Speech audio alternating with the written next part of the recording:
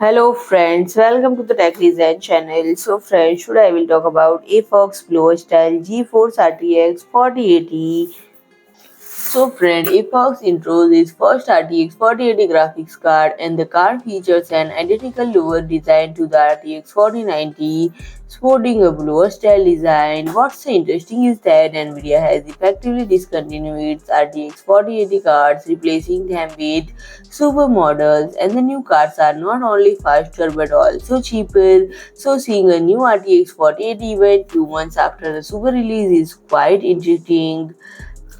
And friend, it is basically a reference specification design with 9728 quad cores, cut down 8103 GPU and 16 GB of GDDR6X memory. Naturally, there is no sign of factory overclocking, and very likely that maximum power limit is also not so very high. The card is powered by a single 12 VH PWR power connector located at the rear, a common configuration found in data center or mining centric design. This placement simplifies the installation of overstyle cards without the need of cable routing.